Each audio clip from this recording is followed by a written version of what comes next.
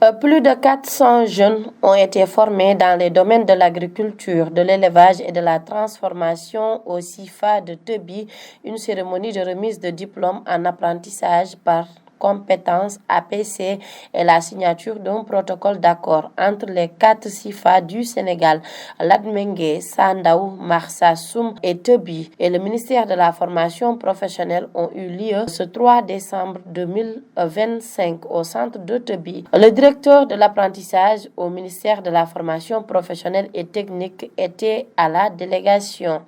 On a été à Latmingué, aujourd'hui on est à Tebi, demain on sera à Marsassoum.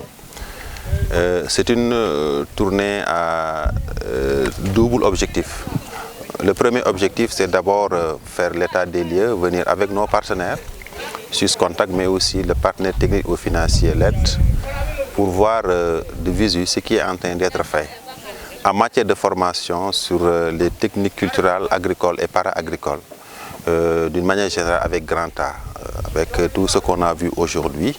Et pour évaluer, mais aussi en vue de préparer l'institutionnalisation de ces sites intégrés de formation agricole pour qu'ils soient des sites reconnus par l'État du Sénégal à travers les ministères en charge de la formation professionnelle et technique et les insérer dans le dispositif national de formation professionnelle et technique.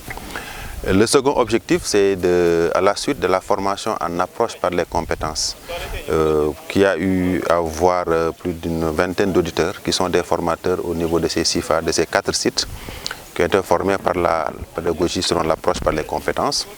Nous sommes là aujourd'hui pour leur remettre les attestations de fin de formation. Alors, ces deux objectifs rentrent dans le cadre global de la politique de territorialisation du ministère en charge de la formation professionnelle, qui promeut l'apprentissage de masse, qui promeut l'apprentissage de proximité. Et qui dit proximité dit partenaires locaux, dit partenaires territoriaux, mais aussi dit partenaires techniques au développement. C'est la raison pour laquelle aujourd'hui nous sommes là, à côté de la commune, à côté des services techniques de développement, notamment les chambres consulaires.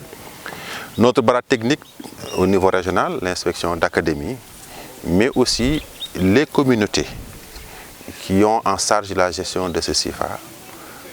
La représentante du bailleur de ce projet s'est réjouie de cette visite.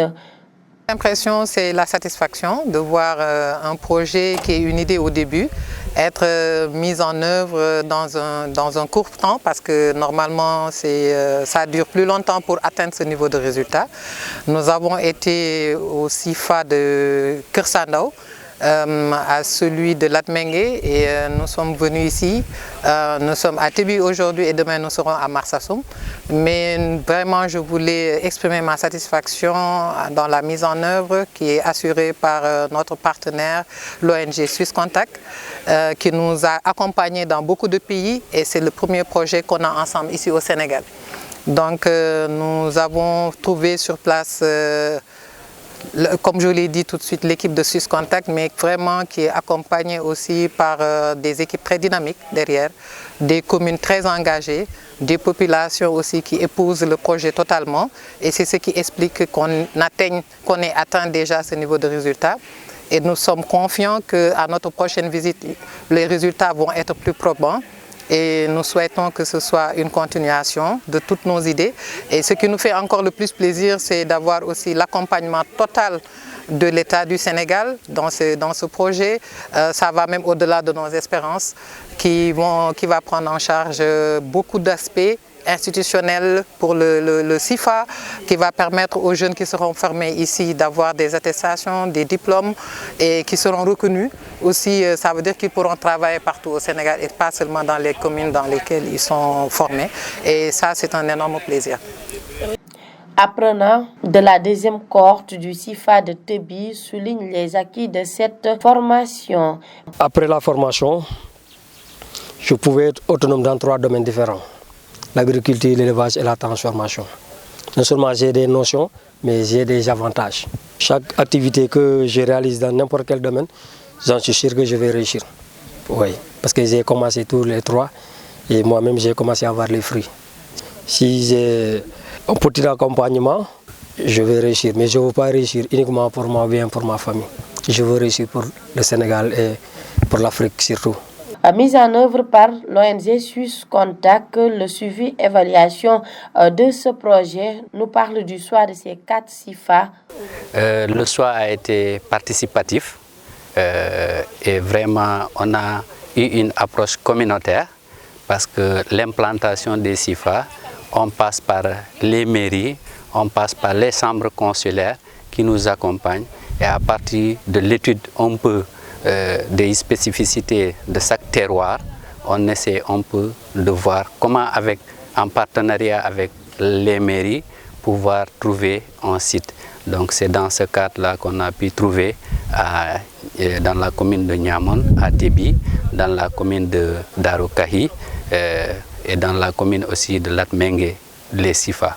Et c'est une approche vraiment rigoureuse, d'autant plus qu'avec l'aspect participatif, on a mis aussi les services déconcentrés, les services techniques qui ont fait des études pédologiques, qui ont fait des études aussi sur pas mal d'aspects pour pouvoir voir est-ce que le SIFA pourra tenir dans ces zones pour pouvoir vraiment être un centre de formation professionnelle en agriculture. Donc c'est un peu ça qui explique le choix de ces zones. Et l'autre aspect aussi qui est important, le projet vise spécifiquement à travailler avec les couches les plus vulnérables. Nous avons un indicateur qu'on appelle les LNOB, c'est-à-dire les laissés pour compte. Donc on voudrait bien soutenir cette couche-là et on s'est rendu compte que la pauvreté est beaucoup plus accentuée dans ces communes et on est en train de travailler sur ça. La particularité de ces couches, c'est qu'il y a plusieurs catégories dedans. On trouve des jeunes femmes, on trouve les femmes célibataires, on trouve ainsi de suite, ainsi de suite. Donc c'est ça qui explique un peu la distribution des SIFA dans l'étendue du territoire. Puis sollicite l'accompagnement du ministère de la formation professionnelle et technique pour leur réinsertion dans le monde de l'emploi.